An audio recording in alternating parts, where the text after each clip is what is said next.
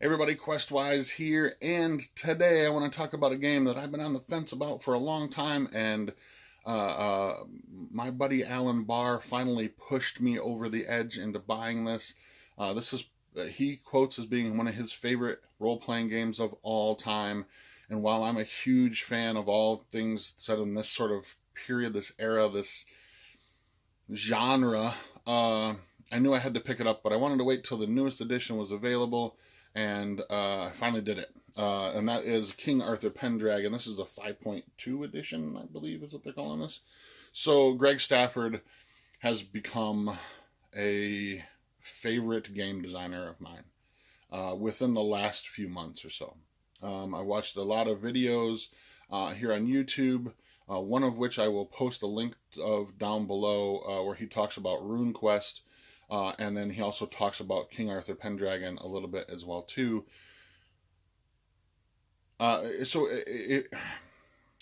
Over the past couple months, I've been diving in a lot of research into how Greg Stafford actually creates games, or how he created games. We lost him a while back, and it was a great blow to the RPG industry, I think. And I'm ashamed to have not sort of delved into his work further while he was still with us. But now that I have, I've really realized that there are some. I have a certain sort of game designers that I really I appreciate, and I really sort of try to emulate when I'm creating games or when I'm trying to run games and stuff as well. And those would be Eric Wujcik from Palladium Books, Luke Crane from Burning Wheel, and of course now Greg Stafford. And I got this at the same time. I bought this at the same time I bought RuneQuest, the new RuneQuest role playing in Glorantha. And I'm still, there's so much meat in that game that I'm definitely still weeding my way through that, and I'm falling in love with that world setting and that game itself. And there'll be a review coming of that soon, probably within another week or so. But I really wanted to touch upon this, and while I'm still sort of reading through this, I wanted to give my sort of initial impressions or my first kind of thoughts on this game and how revolutionary and unique that this type of role playing really is. So you're playing a knight in an Arthurian type Britain. When I say Arthurian type Britain, I mean more of the Sir Thomas Malory sort of Le Morte d'Arthur sort of setting, that high chivalry, knights in full armor, that kind of stuff. You playing a knight, and in this one you're a knight in the region of Salisbury. Though there are other books out there that expound upon that and let you play other things, other knights from other regions and stuff as well too.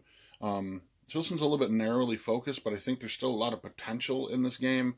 So you're creating a knight, and initially you start off sort of, the first session would be you becoming a knight, your character becoming a knight, as well as the rest of the players and stuff as well too. But there's a lot of stuff in this game that, like I said, is very unique to the role-playing hobby itself.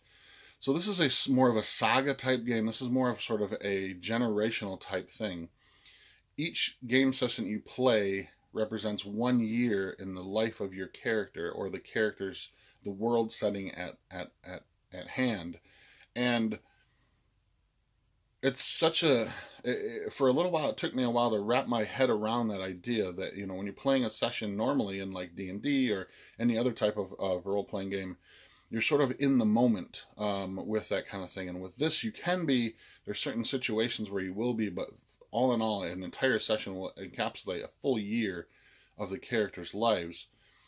It very quickly advances itself along the time period of the game itself.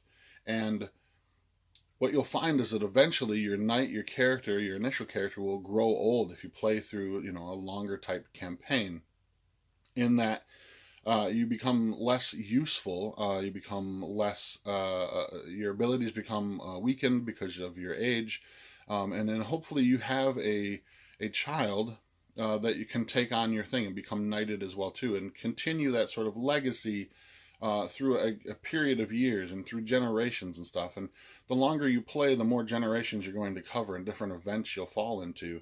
And I find that really fascinating. And there's also sort of a meta game to this whole thing as well too, because eventually you'll get an estate or multiple estates that you'll have to try and take care of, things that you'll have to manage. And while I thought that would be tedious and boring and sort of long, I really am fascinated by how that works. And I love those ideas of having sort of a castle or an estate or something that you must manage as well too. So you're, at the end of every sort of session, you're also going to talk about, or several sessions, depending on how, long your session. Some sessions can be several years as well too, if nothing sort of really happens. But you're sort of, taking care of things and hiring workers, and you have farms and you have families to take care of, and you have, buildings to build and things to do. And so there's sort of this metagame thing outside of the game itself. There's also rules for mass battles, if you want to go to war at some point, those kinds of things. But the idea that you have a much larger control of the world than you would normally in, say, something like D&D or, Palladium Fantasy or something like that as well. Pathfinder, whatever it is you're playing.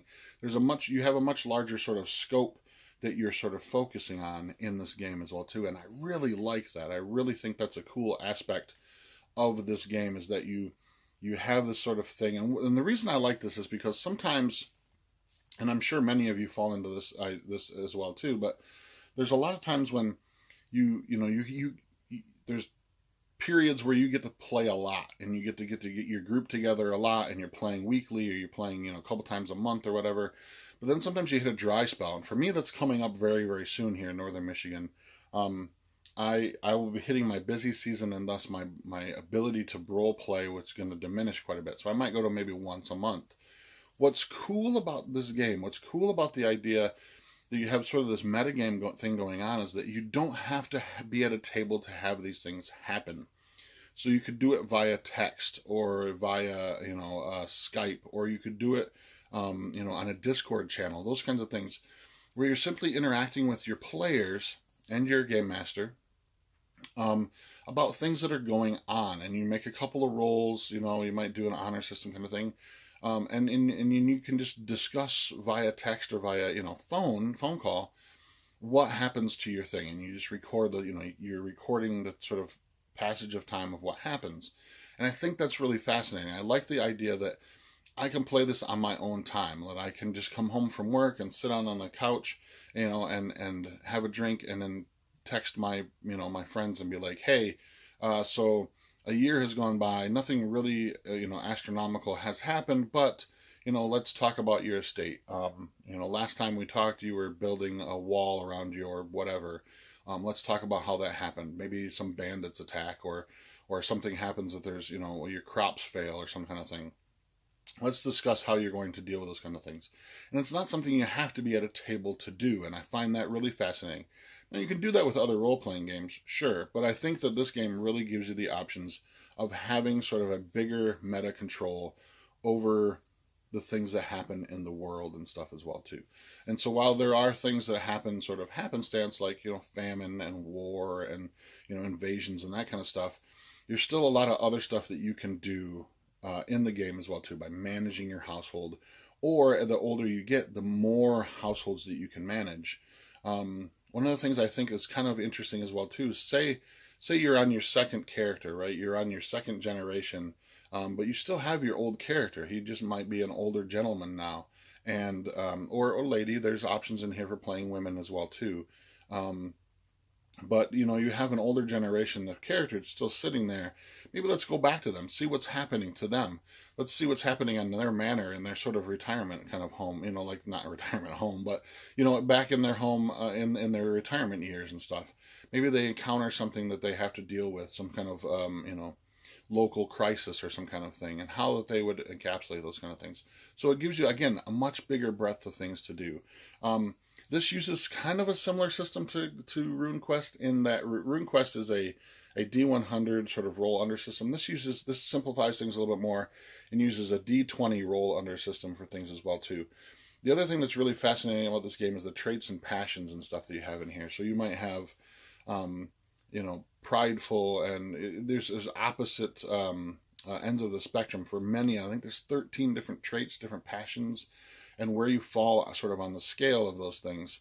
So you might be very prideful, and it's very hard, and because there's a balance of those two, it might be really hard for you to be selfish, right? Or to be selfless, sorry, to try to help others because your pride is so high.